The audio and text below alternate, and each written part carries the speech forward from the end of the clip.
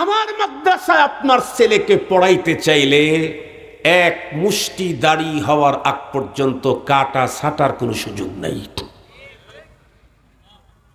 আপনি যদি দাড়ি কাটতে চান তাহলে আপনার ছেলে আমার মাদ্রাসায় পড়ার যোগ্য না। হাজার মাদ্রাসা আছে, সেখানে দেন। আমার মাদ্রাসায় আপনার ছেলেকে পড়াইতে চাইলে আপনার বাসায় টেলিভিশন থাকতে পারবে না, বড় বড় পর্দা থাকতে পারবে না, মনিটর চলবে না। যদি বলেন না আমি মনিটর বাসায় রাখতেই হবে, টিভি, তাহলে আপনার ছেলেকে নিয়ে যান, বহু মাদ্রাসা আছে বাংলাদেশে। আমার মাদ্রাসায় পড়াইতে চাইলে আপনার স্ত্রীকে বোরকা ছাড়া বাইরে যেতে পারবে না। যদি বলেন আমার স্ত্রী একটু আপ টু ডেট, সে তো বোরকা পড়তে চায় না, তাহলে আপনার ছেলেকে আমি পড়াইতে চাই না, অন্য কোথাও নিয়ে যান, বহু মাদ্রাসা আছে।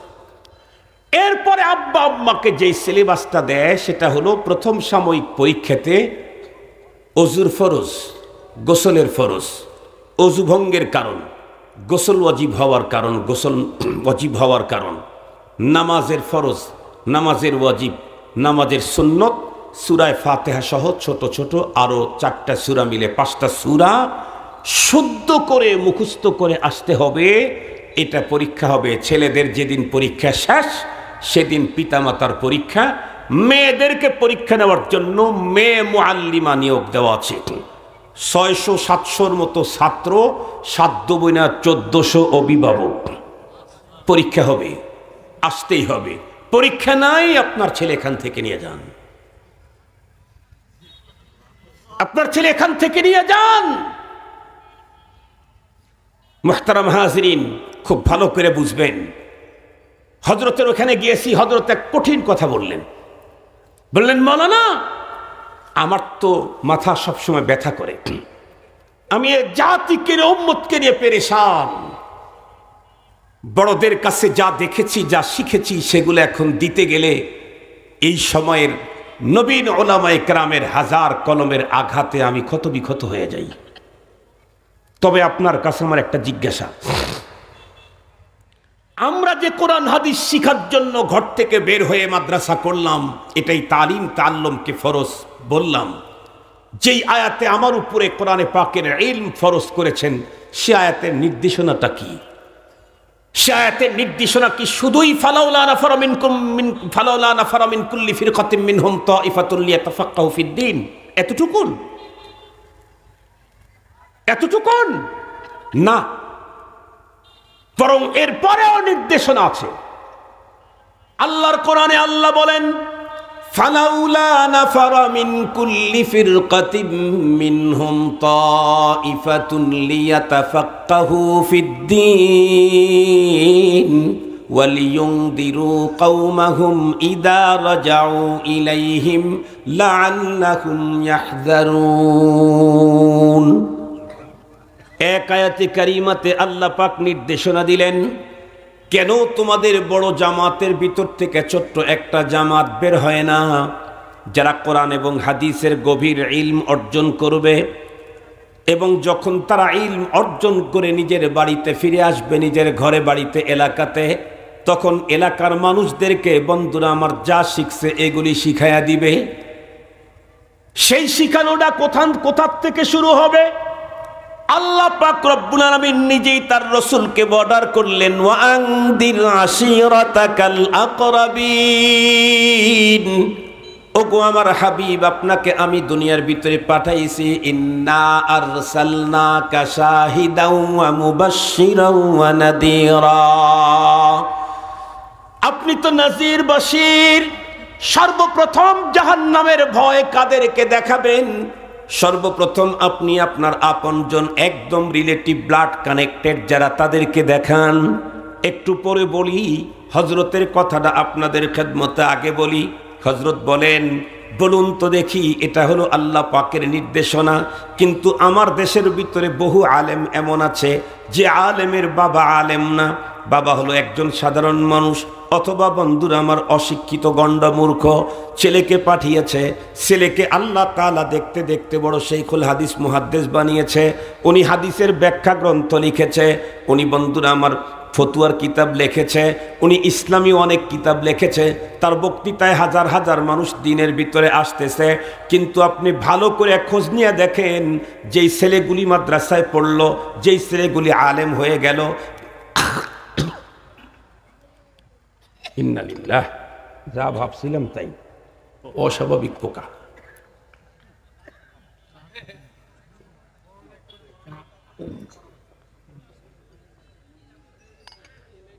এই পোকা ডেঞ্জারাস, এর পরগুলা একেবারে রসুনের ছিলকার চাইতেও, পানি দিলেও যায় না, হাত দিয়েও সরে না। এইটা গলায় ঢুকলো তার মানে অশেষ, ইচ্ছায় অনিচ্ছায় অশেষ। কারণ আপনারা একটু দোয়া ইউনুস পড়েন, লা ইলাহা ইল্লা আনতা সুবহানাকা ইন্নী কুনতু মিনাজ জালিমিন। আল্লাহ, আমি যেন নবীজির কথা তো আমাকে কিছু বলতেই হবে, নবীজির কি বলেন ওটা শোনার জন্য তো আমরা আসছি, ওইদিকেই অগ্রসর হচ্ছে ইনশাআল্লাহ। আর যা এ পর্যন্ত বলতেছি কোরআন শরীফ থেকেই বলতেছি, বাজে কথা তো একটাও বলি নাই, আলহামদুলিল্লাহ, মাশাআল্লাহ। হুজুর হযরত বলেন, কয়জন ছেলে দাওরাতে বেফাকের প্রধান ফার্স্ট হওয়ার পরেও মাদ্রাসা থেকে বাসায় গিয়া নিজের মায়ের কালিমা সহি করাইছে? আপনি একটু ভালো করে জরিপ করে দেখেন তো কয়জন আছে। নিজের বাবার অজু ভঙ্গের কারণটা বাবাকে শিখাইছে, এরকম আলেম বাংলাদেশে কয়জন আছে?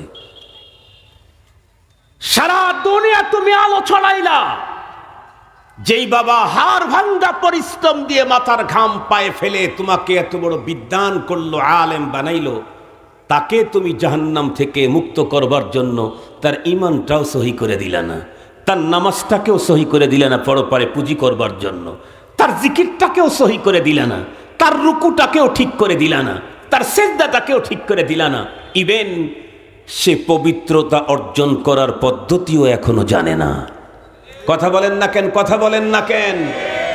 সারা দুনিয়ায় তো বহুত ওয়াজ করতেছি, আল্লাহ আমারে বাঁচাইছে, কারণ আমার আব্বা আম্মা আলেমার মতো ছিলেন, নাইলে আমিও এই দলে ঢুকে পড়তাম। আমার জীবনের প্রথম কোরআন শরীফের সবক, কোরআনের শিক্ষা নিয়েছি আমি আমার মার কাছ থেকে। এই জন্য যতদিন আল্লাহ আমারে বাঁচায় রাখে, কোরআনের বাণী যত জগতে যত জায়গায় আমি প্রচার করি, আমার আম্মা মুখতারামা কবর বাসিন্দা হয়ে গেছেন, আমার মার আমল নামায় এই ওয়াজের পার্সেন্টেজ ডুববে।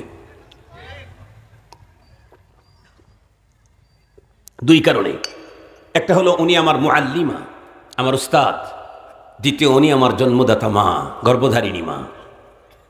এই দুই কারণে ওনারা আমল নামায় ডাবল লেখে ডুবতে থাকবে, ডাবল। এখানে হাজার হাজার মায়ের আসছেন, আপনারাও কিন্তু এই অপশনটাকে গ্রহণ করতে পারেন। আপনিও আপনার সন্তানের কোরআনের মুআল্লিমা হয়ে যান, আপনি আপনার সন্তানের ইসলামী তাহজিব তামাদ্দুনের মুআল্লিমা হয়ে যান, আপনি আপনার সন্তানকে ইসলামী শিষ্টাচারের শিক্ষক হয়ে যান, শিক্ষিকা হয়ে যান। একদিক থেকে আপনি মা, জীবনে যত ইসলামী শিষ্টাচার জীবনে আমল করবে, নেকি এক পাইতেই থাকবেন। আবার আপনার কাছ থেকে শিখেছে, এক্সট্রা আরো একটা প্যাকেট আপনার জন্য রিজার্ভ থেকে যাবে। এই জন্য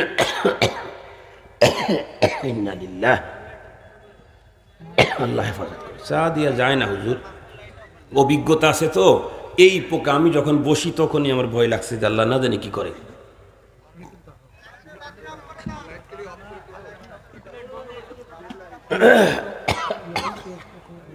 আপনারা দোয়া করেন ইনশাআল্লাহ, অসুবিধা নেই। আমি তো আর অত বেশি চিল্লানি দেব না, আস্তে আস্তে কথা বলি ইনশাআল্লাহ।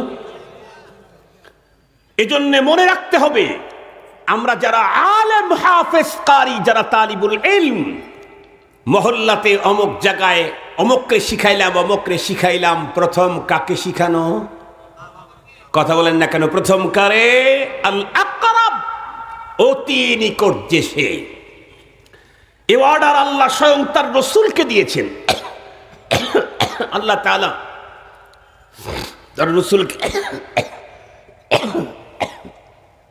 একে তো গরম দিত না হুজুর, চা দিলে আরো ঘেমে অবস্থা কাহিল। একে তো খুব গরম, ঘেমে একদম ভিতরের অবস্থা কাহিল। মুহতারাম হাজিরিন, অসুবিধা নেই, আপনারা দোয়া করতে থাকেন, ঠিক হয়ে যাবে ইনশাআল্লাহ। আল্লাহ পাক রব্বুল আলামিন তার রসুলকে অর্ডার করলেন, আনজির, আপনি ভয় দেখান। আশিরাতাকাল আকরাবিন, অতি নিকটাত্মীয়। সিস্টেম কিন্তু আমাদেরকে শুনে রাখতে হবে। আমরা নবীজির সিরাত, তার আখলাক, তার চরিত্র জানতে আসছি শুধু শোনার জন্য না মানার জন্য? একটু জোরে বলেন না, শুধু শোনার জন্য না মানার জন্য? একটা একটা করে আমরা মানব। কি হলো? নবী আলাইহিস সালাম হযরত আলী রাদিয়াল্লাহু তাআলা আনহুকে ডেকে বললেন, আলী একটা কাজ করো। কি বলে? 100 খাবার পাকাও। 3.5 কেজি। হুজুর একটু বাতাসের ব্যবস্থা করেন। 3.5 কেজি এই আটা, ময়দা, জব এগুলো হবে আর কি। আর কি? নবীজি বললেন, আলী ছাগলের একটা হাত এটা পাকাও। মানে সামনে 2টা আছে না, পাও 4টা, তার সামনের একটা পাকাও। আর কি? 1 গ্লাস পানি রেডি করো। আর আমার বংশের যা আছে সব দাওয়াত দেও, পাইকারি দরে, ছোট আর বড় নাই। আলী রাদিয়াল্লাহু তাআলা আনহু কেডা? রাসূল করিম সাল্লাল্লাহু আলাইহি ওয়াসাল্লাম। মাশাআল্লাহ। হ্যাঁ, ঠিক আছে ঠিক আছে। রাসূল করিম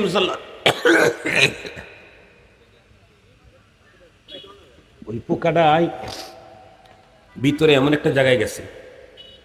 পোকা কি আর গরমে গলবো? এই গরমে কি আর পোকা গলবো? পোকা গলাইতে চাইলে তো ভিতরে চামড়াই গলে দেব।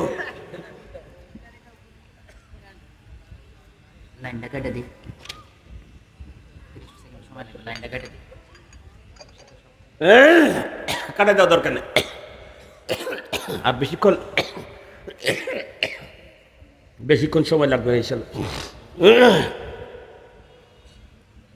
রাসূল কারীম সাল্লাল্লাহু আলাইহি ওয়াসাল্লাম আলীকে বললেন, আলী রাদিয়াল্লাহু তাআলা নবীজির আপন চাচতো ভাই।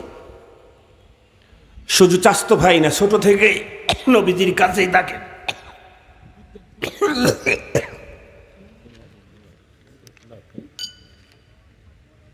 না, কক্কাশি নেই।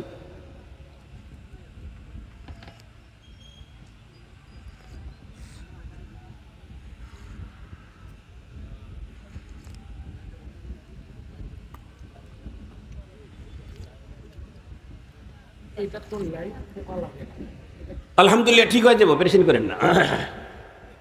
আল্লাহ পাকের উপরে আমার আস্থা আছে। ধীরে ধীরে বলি। আলী রাদিয়াল্লাহু তাআলা আনহু নবীজির আপন চাচতো ভাই। হযরত আবু তালেব পয়গম্বরের চাচা। বাচ্চা কাচ্চা অনেক বেশি, টাকা পয়সা একেবারে কম। এই জন্য ছোটবেলা থেকেই হযরত আলী রাদিয়াল্লাহু তাআলা আনহুকে নবীজির কাছে দিয়েছিলেন। তখন নবীজি নবুয়ত প্রাপ্ত হন নাই। ইতিহাস আপনাদের এই মজলিসে আমি বলেছি। আলী রাদিয়াল্লাহু তাআলা ইসলাম ধর্ম গ্রহণ করার কথা বলি নাই। নবীজি এবং খাদিজাতুল কুবরা রাদিয়াল্লাহু তাআলা আনহা দুইজনে নামাজ পড়তেছিলেন। এই সময় হযরত আলী রাদিয়াল্লাহু তাআলা রুমের ভিতরে ঢুকে পড়ছেন। মনে আছে কি আপনাদের? পরে নামাজ শেষ হওয়ার পরে দাঁড়া থেকে দেখেছেন। পরে নবীজিকে জিজ্ঞেস করছেন, ভাইয়া যে আপনি এটা কি করলেন? আপনি আর ভাবি দুইজনে মিলে এটা কি করলেন? তখন তো পর্দার আয়াত নাজিল হয় নাই। নবীজি তখন দেখলেন আলী আমার ঘরে থাকে, ও যেহেতু দেখে ফেলেছে তো গোপন করে লাভটা কি, দাওয়াতটা ওকেই দিয়ে দিই। নবীজি তখন তার নবুয়তের কথা বললেন, ইসলামের কথা বললেন এবং বললেন, আমি তোমাকে ডাকছি এদিকে। হযরত আলী রাদিয়াল্লাহু তাআলা তখন বললেন, ভাইয়া যেহেতু এটা একেবারে নতুন জিনিস, তাহলে আমি আমার আব্বার সাথে মশওয়ারা করে আপনাকে জানাই। নবীজি বললেন, না না না না, দরকার নেই। তাহলে তোমার ভাবাও দরকার নেই, আসাও দরকার নেই, এটা নিয়ে মশওয়ারা করাও দরকার নেই, এটাই ভাবি ওয়াফ থাক। এই কথাগুলি বলেছিলাম, মনে আছে কি? মাশাআল্লাহ। ওইটা মনে থাকলে এখনকার কথা বোঝা খুব সহজ। নবী আলাইহিস সালাম বললেন, আলী খানা পাকাও আর দাওয়াত দাও মুত্তালিবের আব্দুল মুত্তালিবের বংশের যা আছে, তার মানে তার দাদার সবগুলারে দাওয়াত দাও। হযরত আলী রাদিয়াল্লাহু তাআলা বলেন, আমি পাইকারি দরে দাওয়াত দিলাম। নবীজি আবার বললেন, এদেরকে আবার খাওয়াতে হবে, তো খাবার পাকাও। কি কয়? 100 হলো খাদ্য, 3.5 কেজি আটা অথবা জব, আর ছাগলের একটা পা সামনের দিকের, আর 1 গ্লাস দুধ। আলী রাদিয়াল্লাহু তাআলা আনহু বলেন, আমাদের গোত্রের লোকেরা আস্তে আস্তে গুইনে দেখি আলহামদুলিল্লাহ 1 চিল্লা হয়ে গেছে। 1 চিল্লা বুঝেন তো কয়জন? 40, 40 জন। সেই যুগের 40 জন। সৌদি আরবের এখনো তো 4 জন 5 জন মিলে আস্তা এক উট নিয়ে খাইতে বসে, দেখেন নাই আপনারা? সোশ্যাল মিডিয়ায় দেখেন নাই? আস্তা এক ছাগল 4 জন নিয়ে বসছে, আস্তা ছাগল ছুরি দিয়ে কেটে কেটে খাচ্ছে এখনো। 1500 বছর আগের 40 জন মানুষ 1 পেয়ালা দুধ, পেয়ালা না হয় একটু বড়ই হইলো, 3 কেজি ওজনেরই হইল। মানুষ যেমন পেয়ালাও তো তেমন, ধরেই দিলাম। কিন্তু মানুষ যেমন পেয়ালা তেমন পেয়ালা তো পেয়ালাই, পেয়ালা তো আর ড্রাম হয় না কখনো। কি বলেন? ড্রাম না পেয়ালা? পেয়ালা। হযরত আলী রাদিয়াল্লাহু তাআলা বলেন, নবী আলাইহিস সালামের এই কাজ নবী যেমন অর্ডার করলেন আমি তেমন করলাম। এখন বলতেছে তুমি একটু মেহমানদারি করো। আমার তো তখন অবস্থা কাহিল। 1 ঠ্যাং কয়জন দেব? কয়েকজন, একজনই তো কয়েক ঠ্যাং খায়। আর 1 ঠ্যাং কয়জন দেব? 1 পেয়ালা দুধ এর তো একজনের 2 চুমুক, সেটা আসে মানুষ 40 জন। কিতা করতাম? রাসূল করিম সাল্লাল্লাহু আলাইহি ওয়াসাল্লামের কাছে নিয়ে গেলে নবীজি ওই ঠ্যাঙ্গের ভিতরে নিজের দাঁত মোবারক দিয়ে কামড় দিয়ে গোস্তগুলি খুললেন, খুলে পাত্রের ভিতরে রেখে দিলেন। এরপরে পেয়ালা নিয়ে আসা হলো। নবী আলাইহিস সালাম পেয়ালার দুধ একটু মুখের ভিতরে নিলেন, নিয়ে আবার ওখান থেকে দুধ বের করে পেয়ালার ভিতরে ছেড়ে দিলেন, দিয়ে বললেন এখন বিসমিল্লাহ বলে খাওয়াইতে থাকো। দাওয়াত খাইতে গেছে তো গেছে, নবীজির চাচাই গেছে 5-6টা, কারণ নবীজির টোটাল চাচা কতজন? 9 জন। সে এক বিশাল কাহিনী। 9 জন চাচা পয়গম্বরের, ওনার 4-5টা তখন গেছে। ওর মধ্যে আবার আবু লাহাবটাও বাদ থাকে নাই, এই আবু লাহাবও গেছে। সবাইকে যখন খানা দানা খাওয়াই দেওয়া হলো, কমপ্লিট, সবাই একদম, বিশেষ করে আবু লাহাব তো সবসময় চেষ্টা করে যে কোনো দিক থেকে মুহাম্মদ সাল্লাল্লাহু আলাইহি ওয়াসাল্লামকে ছোট করবার, খাটো করবার জন্য চেষ্টা। অর্থ 24 ঘন্টাই আছে। সুতরাং সবাই যদি একটু কম খেয়ে থাকে, আবু লাহাব তো কম খাওয়ার কথা না। আপনারা কি বলেন? খুব খাইছে। তারপরে হযরত আলী রাদিয়াল্লাহু তাআলা বলেন এখনো 1 ঠ্যাঙের পুরাটা 40 জন খাওয়া শেষ করতে পারে নাই। 1 পেয়ালা দুধ, এখনো দেখি দুধ অনেকটাই বেঁচে গেছে, এখনো দুধ অনেকটা বেঁচে গেছে। ওয়ামা আরসালনাকা ইল্লা রাহমাতাল লিল আলামিন। নবী রহমত, যেদিকে যান সেদিকেই রহমত, যেদিকে যান সেদিকেই রহমত, যেদিকে তাকান সেদিকেই রহমত, যেখানে হাত লাগান সেখানেই রহমত। সবকিছু যখন কমপ্লিট হয়ে গেল, আল্লাহর পয়গম্বর ডেকে নিয়ে আসছেন তার আপনজনদেরকে। আল্লাহ পাকের অর্ডারের কারণে ওয়াজ করবেন, তাদেরকে এনজার করবেন, তাদেরকে আখিরাত পরপার জাহান্নামের ভয় দেখাবেন। কিন্তু আবু লাহাব সর্বপ্রথম খানা দানা খায়া কমপ্লিট করে উঠেই একটা গর্জে স্টাইলের বক্তব্য দিল। বক্তব্য দিয়ে পুরা বন্ধুরা আমার হাউসটাকে ছিন্ন ভিন্ন করে দিল। আবু লাহাব ডেকে বলল, কয় দেখো, মুহাম্মাদের মতো এই রকমের জাদুঘর পৃথিবীতে অতীতে কখনো আসে নাই। দেখো না, খানার ভিতরে পর্যন্ত তার জাদুর প্রতিক্রিয়া কি ভয়াবহ। নাউজুবিল্লাহ বললেন না যে?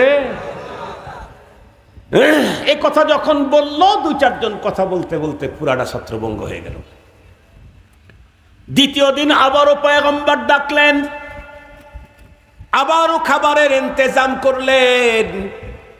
আল্লাহর পয়গম্বর সাল্লাল্লাহু আলাইহি ওয়াসাল্লাম তাদেরকে ডেকে, বন্ধুরা আমার এ কথা বলতেছিলেন, আমি আপনাদের সামনে এমন এক জিনিস নিয়ে আসছি যার চাইতে উন্নত জিনিস পৃথিবীর কোনো মানুষ কোনো মানুষের জন্য এ পর্যন্ত আনতে পারে নাই, কোনো মানুষ আনতেও পারে না।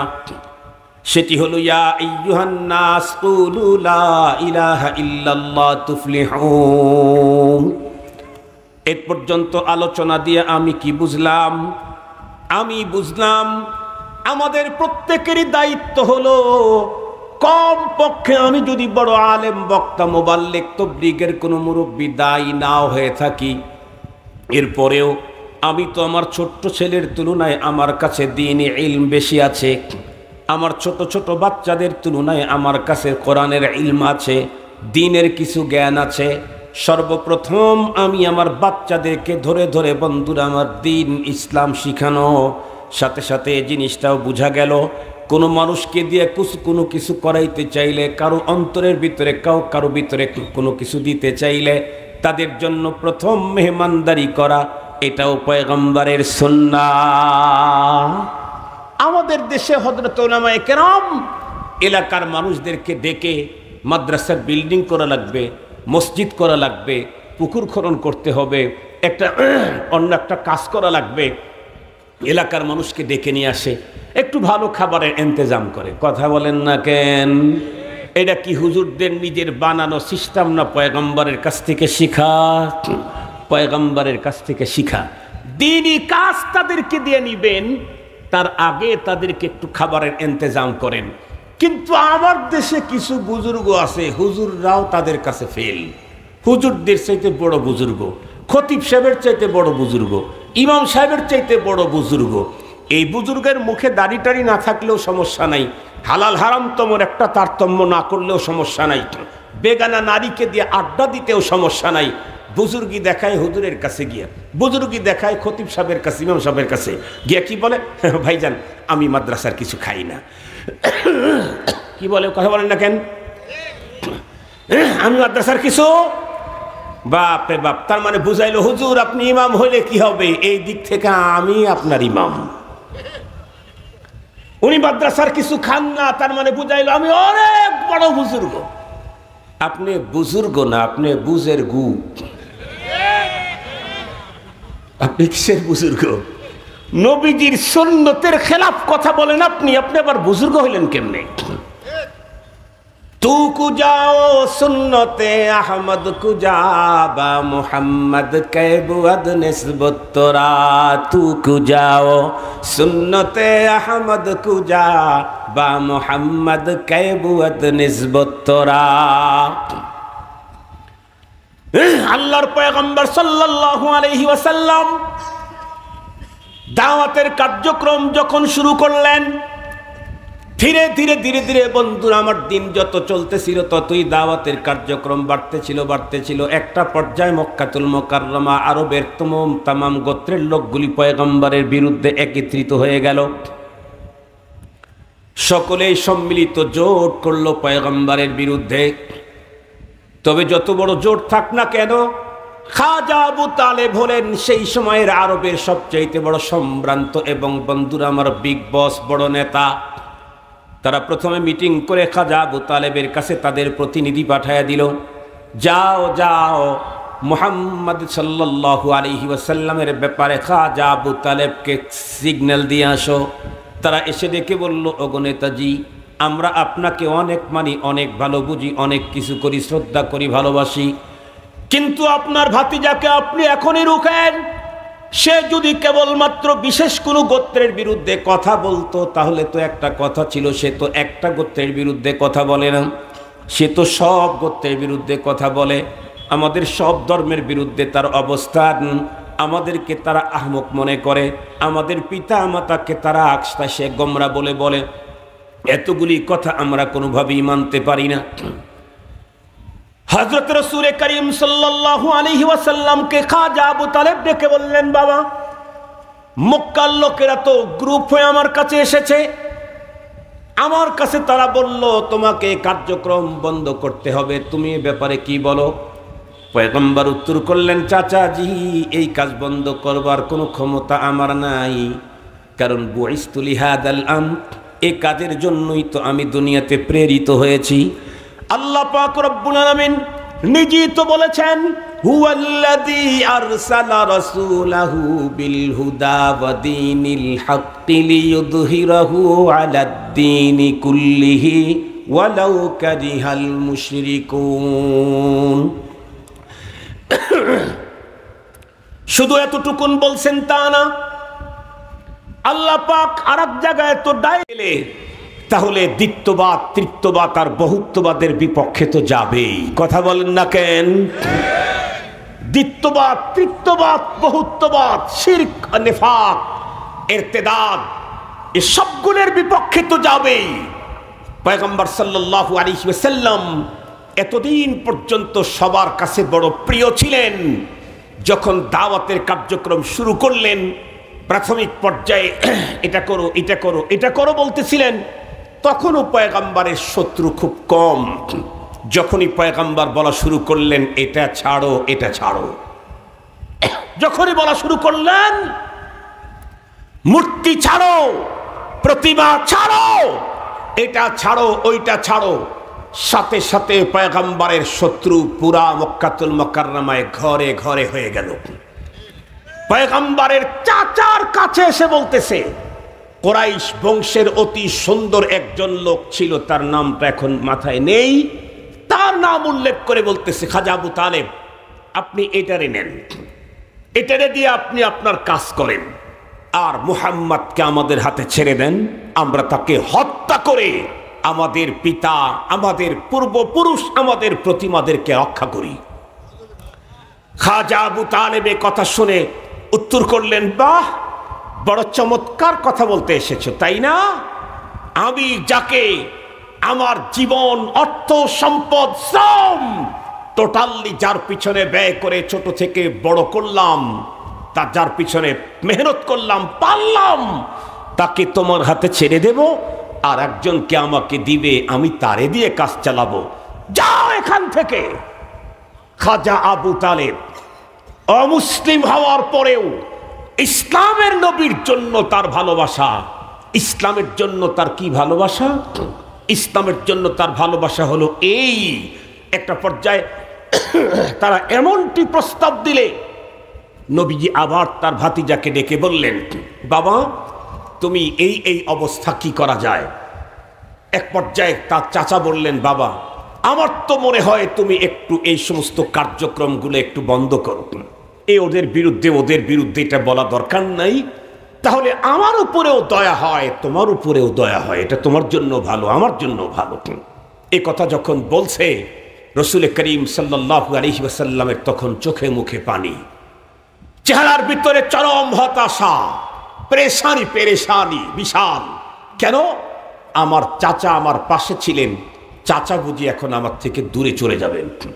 এ কথা বলেই পয়গম্বর ভরাক্রান্ত হৃদয়ে, চোখ মুখের ভিতরে টেনশনের ছাপ নিয়ে চাচাকে ডেকে বললেন, চাচা, এই কাজ বন্ধ করবার কোনো সুযোগ আমার নাই, আপনি যদি আমার কাছে পাশে নাও থাকেন, পৃথিবীর কেউ যদি না থাকে, আমাকে এ কাজ চালিয়ে যেতে হবে। আমার এক হাতে চন্দ্র আর এক হাতে সূর্য যদি কেউ এনে দেয়, আর এই কাজ থেকে আমাকে স্টপ রাখার জন্য চায়, লা ইউমকিন, এটি আমার দ্বারা কখনো সম্ভব না। এ কথা বলে নবীজি চোখের পানি ছেড়ে কেঁদে দিয়ে যখন উঠে যাচ্ছিলেন, ঠিক সেই মুহূর্তে খাজা আবু তালেব ডেকে বলে, এ আমার কলিজার টুকরা ভাতিজা, দাঁড়াও। লখতে জিগার, কলিজার টুকরা ভাতিজা, তুমি দাঁড়াও। উনি উত্তর করলেন, যতক্ষণ পর্যন্ত আমি বেঁচে আছি তুমি তোমার মিশন চালিয়ে যাও, আমি আমার জীবনের শেষ বিন্দু রক্ত দিয়ে তোমাকে সহযোগিতাই করে যাব। আমার জিজ্ঞাসা হলো, খাজা আবু তালেব অমুসলিম হওয়ার পরেও পয়গম্বর তার বাপদাদার ধর্মের বিরুদ্ধে বললেও উনি তার প্রতিবাদ করেন নাই, পয়গম্বরকে সাপোর্ট করেছেন, যদিও কালেমা পড়েন নাই, তারপরেও পয়গম্বরকে সাপোর্ট করেছেন। কেন? কারণ খাজা আবু তালেবের বক্তব্য ছিল, তোমার দিন দিনে হক, এটা আমি জানি, আমি যে ইসলাম গ্রহণ করতেছি না সেটা একটা অন্য কারণে, তবে তোমার দিনই হলো দিনে হক। কিন্তু আজকে বাংলাদেশের মুসলমানদের চরিত্র হলো এই, 30 বছর পর্যন্ত যেই ইমামের পিছনে নামাজ পড়লো, যেই খতিবের বয়ান শুনলো, যেই বক্তার ওয়াজ শুনলো, এতদিন পর্যন্ত বক্তা খুব ভালো ছিল, তার কোনো একটা বক্তব্য কোরআন থেকে দিয়েছে, তার নেতার বিরুদ্ধে চলে গেছে, কোনো একটা বক্তব্য তার দলের বিরুদ্ধে চলে গেছে, তার কোনো একটা বক্তব্য তার নিজের চরিত্রের বিরুদ্ধে চলে গেছে, সাথে সাথে 30 বছরের সেই ভালো খতিব মুহূর্তের ভিতরে তার চোখের শুল হয়ে গেল। এখন তাকে মারবার ধরবার চাকরিচ্যুত করবার জন্য 24 ঘন্টা মরিয়া হয়ে থাকে। এটা হলো এই যুগের ইমানদারের চরিত্র। বলুন তো দেখি, এই যুগের ইমানদারের চরিত্রের চাইতে সেই যুগের বেঈমান আবু তালেবের চরিত্র অনেক ভালো ছিল। মুহতারাম হাজিরিন, অত্যুক্তি করি নাই, এক্সেস কথা বলি নাই। আজকে বাংলাদেশ আরো কত হাজার বছর অপেক্ষা করা লাগে দেখেন। এদেশের মানুষ মুখে বলে একটা, কাজে কাজ করে আর একটা। এদেশের মানুষ বক্তৃতার মঞ্চে হুজুরকে চয়েস করে, এদেশের মানুষ হাদিসের দর্শে আলেমকে চয়েস করে, এদেশের মানুষ জানাজার নামাজের ইমামতিকে আলেমকে চয়েস করে। নিজে যদি আলেম না হয়, দূর থেকে আলেম ভাড়া করে এনে হলেও তার বাবার জানাজার নামাজ পড়ায়। কিন্তু এদেশের মানুষ অ্যাসেম্বলিতে আলেমকে চয়েস করে না। কথা বলেন না কেন? কথা বলেন না কেন? এদেশের মানুষ সংসদে আলেমকে চয়েস করে না, এদেশের মানুষ পার্লামেন্টে আলেমকে চয়েস করে না। ওই যে মাওলানা বলে গেছেন না, মাওলানা বলে গেছেন না, কাদিয়ানীদেরকে অমুসলিম ঘোষণা করতে চাইলে, আমরাও আজকে বলে এসেছি, গতকালকের প্রোগ্রামেও বলছি, এদেশের রাজনীতিবিদদেরকে বলতে চাই, এদেশের মুসলমানদের ভাষা বুঝার জন্য চেষ্টা করেন। এদেশের ওলামা তোলাবা রসুল প্রেমিকদের ভাষা বুঝতে যদি প্রবলেম হয়, অতীতের যেই পরিমাণে খেসারত দিয়েছে তার চাইতে ভয়ঙ্কর খেসারত আপনাদেরকে দিতে হবে। আমরা বলছি আপনারাই চেয়ারে থাকেন, শুধু সিস্টেমটা পাল্টায় দেন। চেয়ারে আপনারাই থাকেন, পরামর্শ আলেমের কাছ থেকে নেন।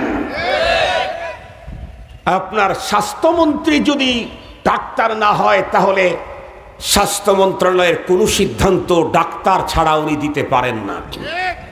এদেশের প্রাইম মিনিস্টার যদি আলেম না হয়, ধর্মের কোন সিদ্ধান্ত আলেমকে ছাড়া দেওয়ার অধিকার নাই।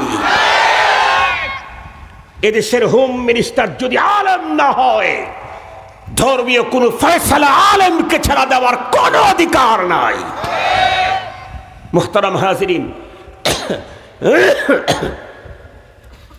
আমরা চাই আপনারা যেখানে আছেন সেখানে থাকেন। বলবো ইসলাম এটা বলছে এটা করেন, এটা করতে পারবেন না। 52 বছর দেখেছি আমাদের কথা আপনারা মানেন না, তাই তো আগামী দিনে পার্লামেন্টে যাওয়ার জন্য চেষ্টা। এরপরেও যদি বুঝে না আসে, তাহলে আপনারা পার্লামেন্টে নিজেদের চেয়ার আগামী দিনে খুঁজে পাবেন না। পার্লামেন্টে চেয়ারই খুঁজে পাবেন না। এমন একটা দিন এই বাংলাদেশে আসবে, হয়তো আমি থাকবো না, আপনি থাকবে না, কিন্তু আসবেই, আসবেই, আসবে, ইনশাআল্লাহ আসবেই, আসবে। মুহতারাম হাজিরিন, আমি সাধারণ মুসলমানদেরকে বলতে চাই, আমার চরিত্র, আমার কর্ম পয়গম্বরের চরিত্র আর কর্মের সাথে মিলে নাকি? যদি না মিলে, তাহলে কিন্তু আমার চাইতে হতভাগা পৃথিবীতে আর কেউ নেই। কারণ রব আমার রাসূলকে পাঠায়া বললেন, তোমাদের জন্য উত্তম আদর্শ। লাকাদ কানা লাকুম ফি রাসূলিল্লাহি উসওয়াতুন হাসানা লিমান কানা ইয়ারজুল্লাহ ওয়াল ইয়াউমাল আখির ওয়া যাকারাল্লাহা কাসীরা। মুসলমান ভাইরা রে আমার, লম্বা কথা বলতে চাই না। খাজা আবু তালেব পয়গম্বরকে বললেন, যতক্ষণ পর্যন্ত আমার জীবন আছে বাবা, তুমি তোমার কার্যক্রম চালিয়ে যাও, কোনো দিক থেকে আমি তোমাকে যতটুকু পারি সহযোগিতা করব আমার হায়াত থাকা পর্যন্ত। এখান থেকে আমাদের মুসলমানদের একটা সিদ্ধান্ত নিতে হবে, যতক্ষণ পর্যন্ত আমার দেশের উলামায়ে কেরাম যতক্ষণ পর্যন্ত উসুলের উপরে আছে, ততক্ষণ পর্যন্ত আমাদেরকে যে কাজগুলি বলে সেখানে আমি তাদেরকে অবশ্যই বন্ধুরা আমার সহযোগিতা করতেই থাকব। আমার বিপক্ষে গেলেও আমি, তারপরেও আমার দলের বিপক্ষে গেলেও বন্ধুরা আমার কখনোই আমি হক কথার বিরোধিতা করতে পারবো না।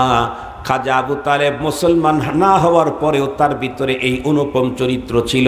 আমরা মুসলিম হয়েও সেই চরিত্রটা ভিতরে আনতে পারলাম না। আরও একটা চরিত্র আমাদের অনেক সময় বলে হুজুর আমরা আপনার সাথে আছি চলেন।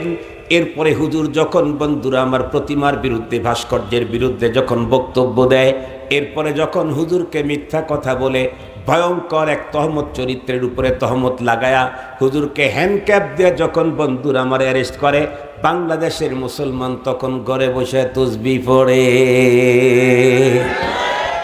এটা হলো আমাদের দেশের শ্রোতারা দেখবেন ওয়াজ মাহফিলে হুজুরকে একদম মুহূর্তের ভিতরে আগুন বালাইতে যেমন তাকবীর দেওয়া দরকার তেমন তাকবীর দেয়। হুজুর জিহাদ জিহাদ জিহাদ চাই লেগে গেলেই আমি নাই, জিহাদ জিহাদ জিহাদ চাই লেগে গেলেই, কথা বলেন না কেন? এইখানে স্লোগান জিহাদ জিহাদ জিহাদ চাই, কিন্তু লেগে গেলে আমি নাই। কিন্তু খাজা আবু তালেব মুসলিম হলেও বন্ধুরা আমার তার চরিত্র দেখেন। পয়গম্বরকে বললেন বেটা তুমি তোমার কার্যক্রম চালিয়ে যাও, আমি যতক্ষণ পর্যন্ত বেঁচে আছি কোনো শত্রুর কবলে তোমাকে আমি একা ছেড়ে দেব না। পয়গম্বর সাল্লাল্লাহু আলাইহি ওয়াসাল্লাম দাওয়াতের কার্যক্রম শুরু করলেন। বলুন তো দেখি আমরা এখান থেকে গিয়ে আজকে আগামী সকাল থেকেই এই কাজটা করতে পারি তো ইনশাআল্লাহ? আমার স্ত্রীকেই দিনের দাওয়াত দেব, তার মানে হুজুর আমার স্ত্রী তো দিনদার, ঠিক আছে দিনদার বটে কিন্তু পর্দা করে না, তাহলে পর্দার দাওয়াতটা দিয়ে দেন।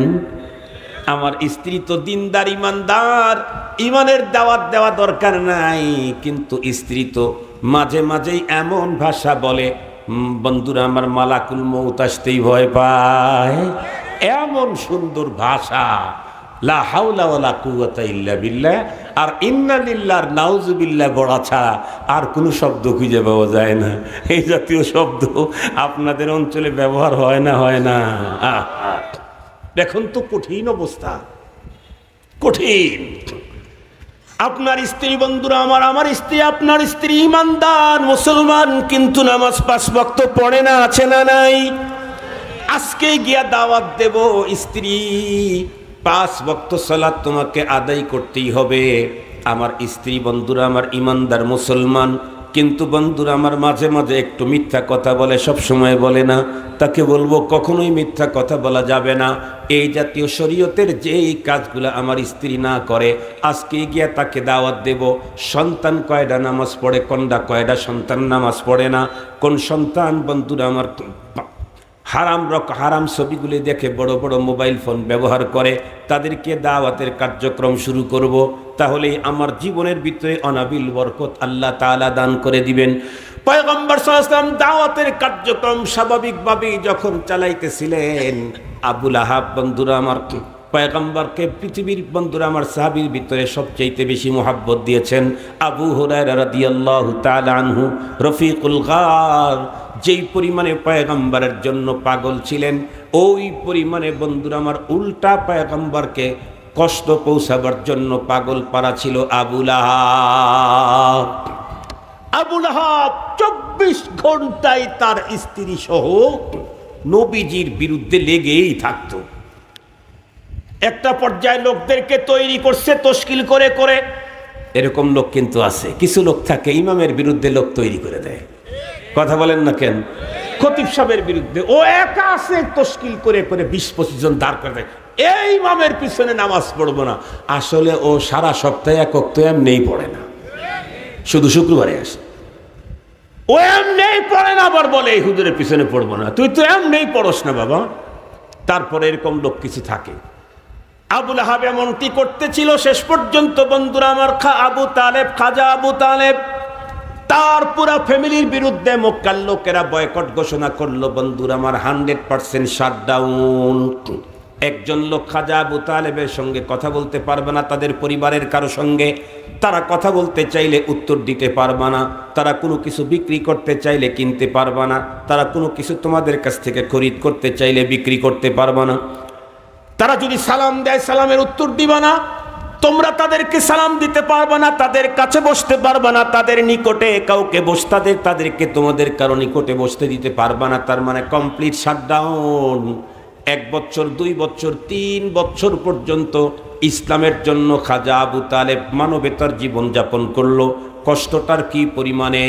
চলতে চলতে এক পর্যায়ে জীবন আর চলে না, শেষ পর্যন্ত জীবন বাঁচানোর তাকিদে গাছের পাতা পুতা খায়া জীবন বাঁচলো, তবুও পয়গম্বর এবং ইসলামের এই কাজ থেকে দূরে চলে গেল না। আমাদের চরিত্র কি? আমরা তো মুমিন, খাজা আবু তালেব তো অমুসলিম। আমাদের চরিত্র হলো আল্লাহ তাআলা সম্পদ আদি দিয়েছেন, আলহামদুলিল্লাহ আলহামদুলিল্লাহ আলহামদুলিল্লাহ। দাওয়াতে তাবলীগ, হুজুরদের কাছে হাদিয়া তোহফা অমুক। হঠাৎ করে একটা মুসিবতের ভিতরে পড়ছে, নামাজই পড়ে না। আমার গ্রামের জ্বলন্ত একটা ঘটনা বলে আমি শেষ করে দিচ্ছি। আমার গ্রামের এক লোক, গরিব মানুষ, ফ্যামিলিগতভাবে তারা গরিব। এই লোকগুলো খুব কালো, হেও কালো, হের ওয়াইফও কালো, পাড়া প্রতিবেশী চাচা হয় আর কি।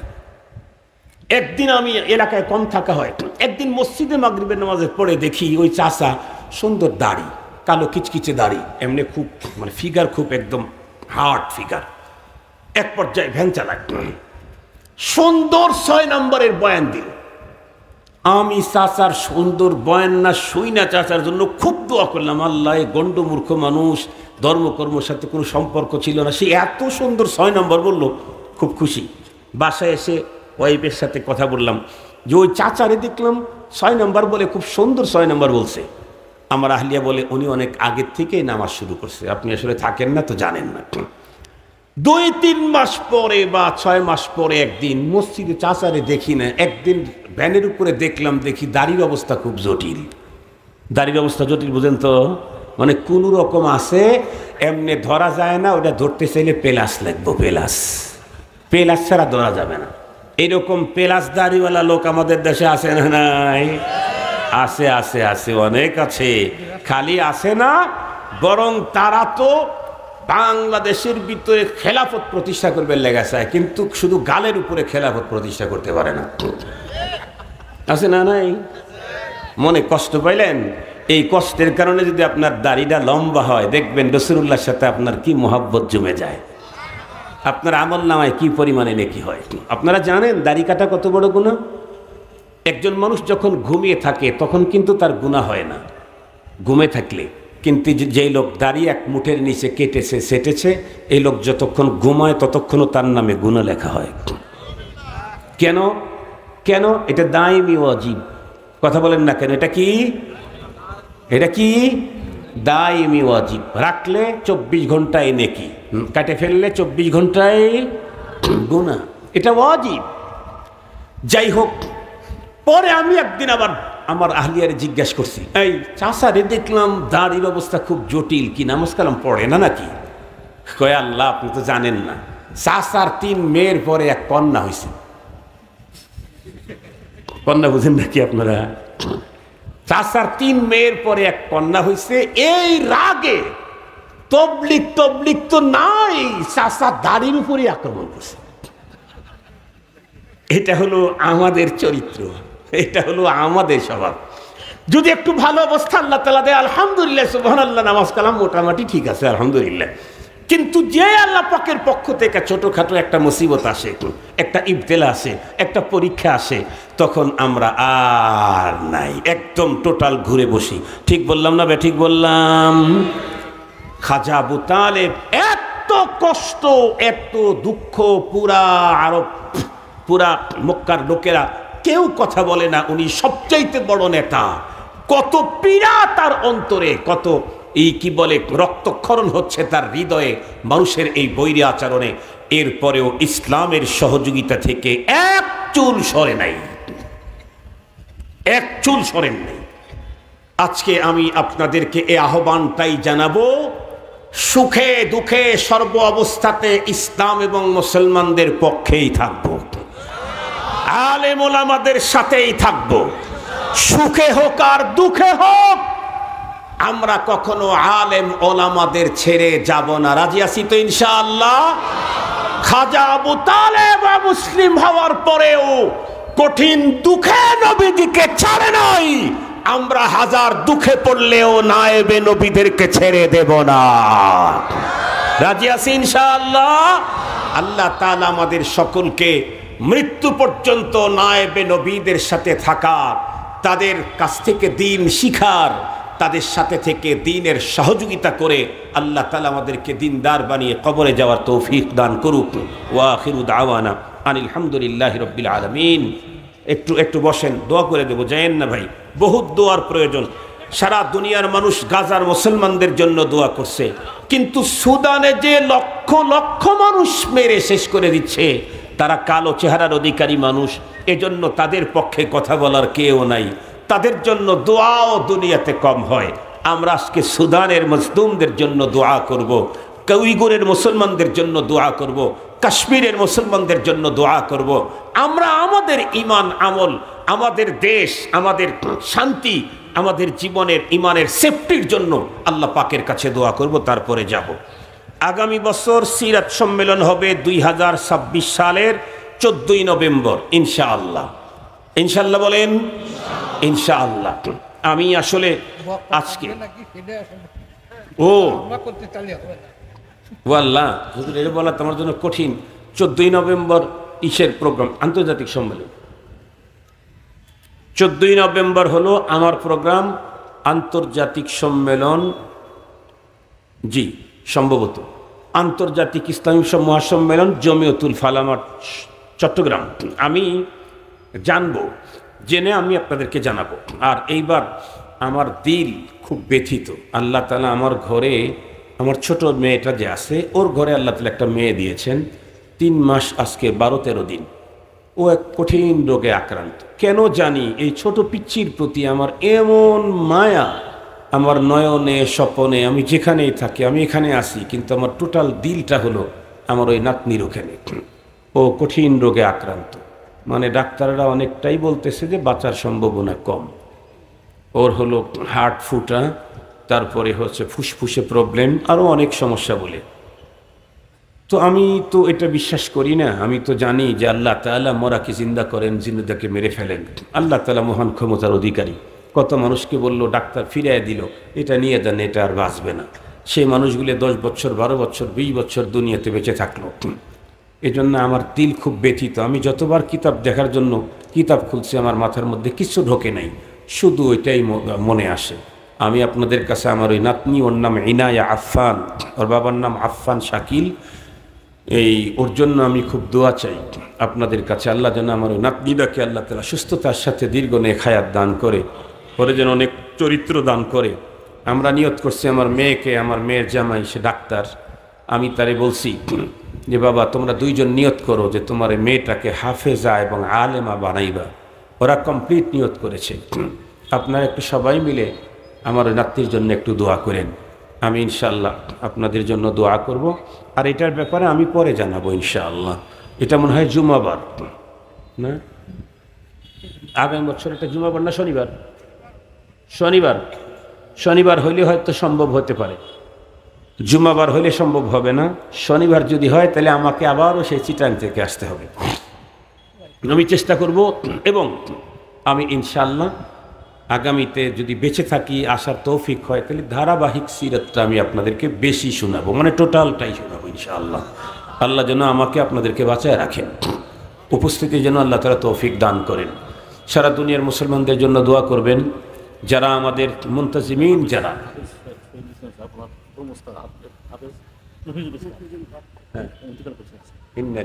হাফেজ মফিদুল ইসলাম, আল্লাহ তাআলা শনিবার, জি ওটা বলতেছি, শনিবার যদি হয় তাহলে আমি হয়তো আসতে পারবো ইনশাআল্লাহ, আশা করতেছি। শুক্রবার হলে, বৃহস্পতিবার শুক্রবার হবে না। জি 2 দিন হলো, সমস্যা হলো আমাদেরকে না সারা দেশে থাকা লাগে তো। আচ্ছা দেখি যে 2 দিন হলে, আমিও জানি যে 2 দিনের আলোচনায় আমাদের দিলটা ভরে যাবে, কারণ নবীজির আলোচনা তো যত শোনা যায় ততই ভালো লাগে, একটু শুনলেই মজা লাগে, আরো একটু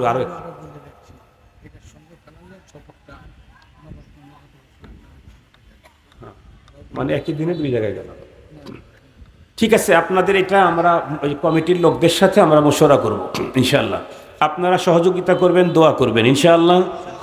আপনারা সহযোগিতা করবেন এবং দোয়া করবেন খুবভাবে, যে আল্লাহ তাআলা আমরা তোমার হাবিবের সিরত শুনতে চাই, আমাদের জীবনটাকে সেভাবে সাজাইতে চাই।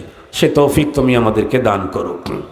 আমাদের অনেক মা বোনেরা আসছেন, আমার মনে হয় ভাই বাবাজিদের চাইতে কম না, হ্যাঁ আরো বেশি। এই বেশি বেশি বইলাই তো এখন হুজুররা খালি 4 বিয়ের ওয়াজ করে। এই বেশি বেশি মহিলা বেশি, মহিলা বেশি, মহিলা বেশি, এটা বলে বলে হুজুররা এখন খালি 4 বিয়ের ওয়াজ করে। এক বক্তা ছিল পাকিস্তান থেকে, তারেক মাসুদ, ও তো ইসের ওটা বললো মাই তো 4 শাদি কি বারে মে মশহুর। উনি ওনাকে ওই কনফারেন্সে আমিও আলোচক ছিলাম, তো এই কথাগুলি বললেন। আলহামদুলিল্লাহ, আমরা সবার জন্য দোয়া করবো। আমি আপনাদের কাছে দোয়া চাই, দোয়া করে দিই।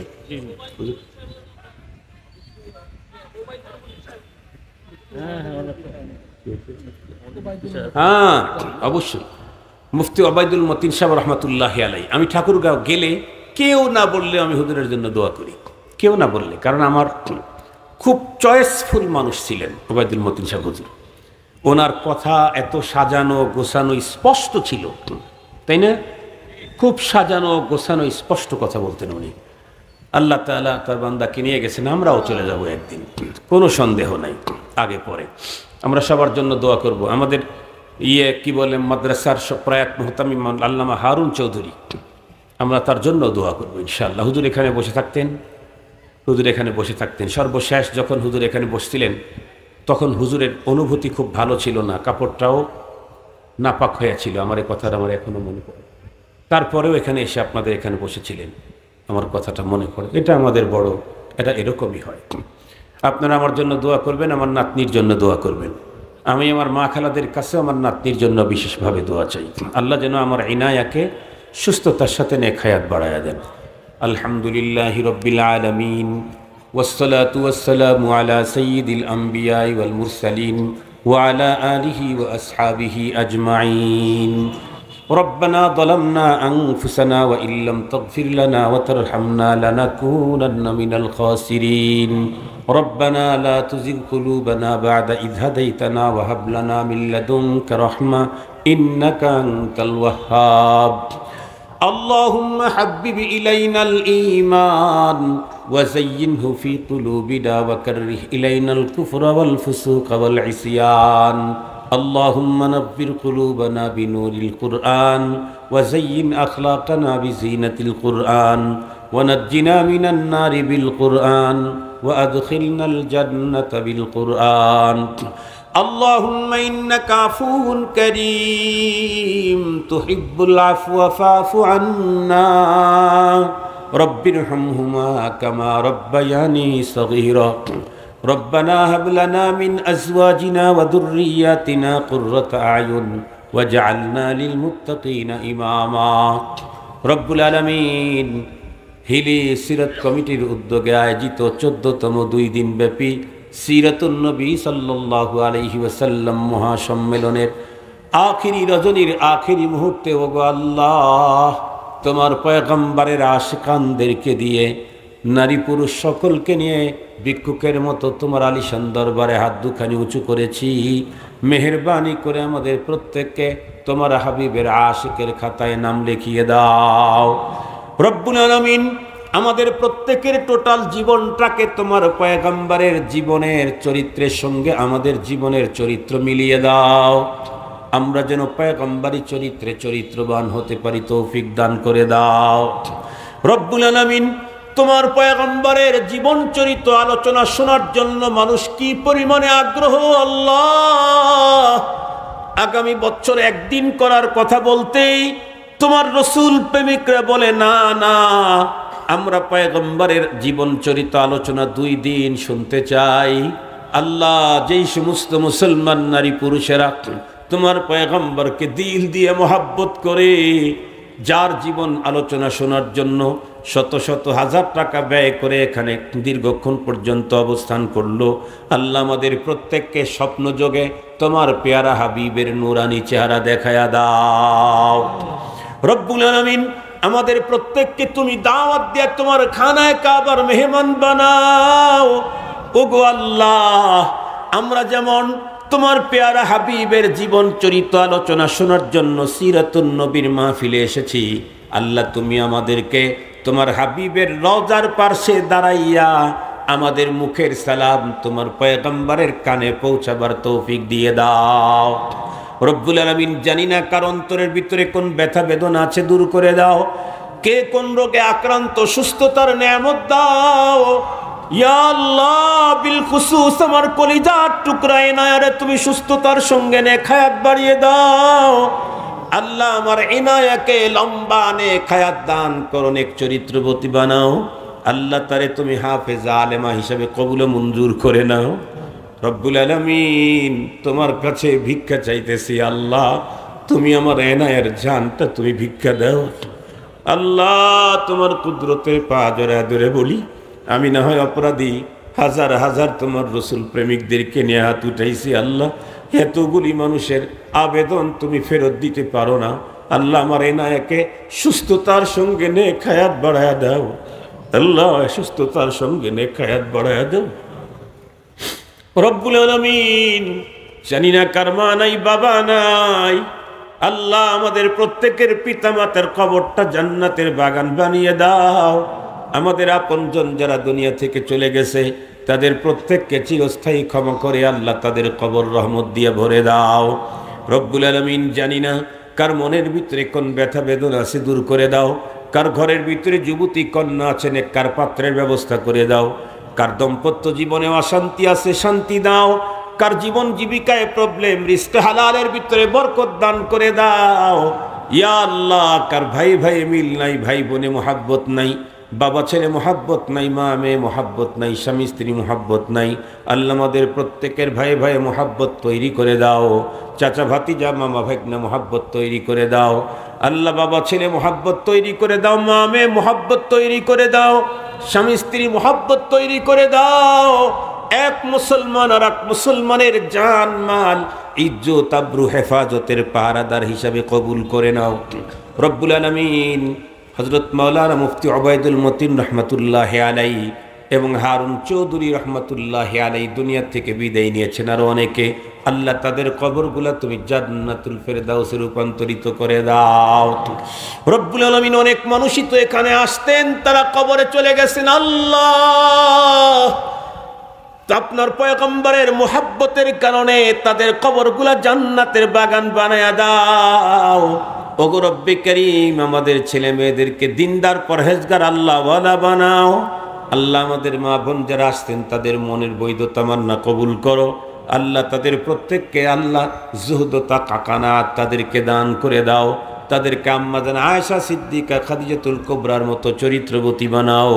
রব্বুল আলামিন আগামী বছর 14 তারিখ ওর সঙ্গে ইনশাআল্লাহ আরও একটা তারিখ হয়তো ইনশাআল্লাহ অ্যাড করা হবে। আল্লাহ আগামী বছরে যেন 2 দিন তোমার পয়গম্বরের জীবন চরিত্রের মোবারক আলোচনা আমাদেরকে করবার এবং আমাদেরকে শ্রবণ করবার তৌফিক দান করে দাও। রব্বুল আলামিন তোমার কুদরতের পায়ে জড়া ধরে বলি, আল্লাহ আমাদের ঈমান হেফাজত করো, আমল হেফাজত করো। আল্লাহ কোনো তুফান আর সাইক্লোন কোনো লোভের কারণে যেন আমাদের ঈমান ভঙ্গ হইয়া না যায়। বেশি বেশি করে নেক আমল করে পরপারের পুঁজি গোছায়া কবরে যাওয়ার তৌফিক দিয়ে দাও। আল্লাহ আমাদের আকাবের বুজুর্গ যারা বেঁচে আছেন তাদেরকে সুস্থতার সঙ্গে নেক হায়াত বাড়ায়া দাও। আল্লাহ কাশ্মীরের মুসলমানদেরকে বাঁচাও। আল্লাহ সুদানের মুসলমানদেরকে রক্ষা করো, গাজার মুসলমানদেরকে মদত করো। ইয়া আল্লাহ तमाम পৃথিবীর মুসলিমদেরকে সাহায্য করো। तमाम পৃথিবীর মুসলিম মা বোনদের ইজ্জত আবরু জান মাল তুমি রক্ষা করো। আল্লাহ তোমার জমিনে একজন মুসলিম মায়ের ইজ্জত যেন লুণ্ঠন না হয় তুমি ব্যবস্থা করে দাও।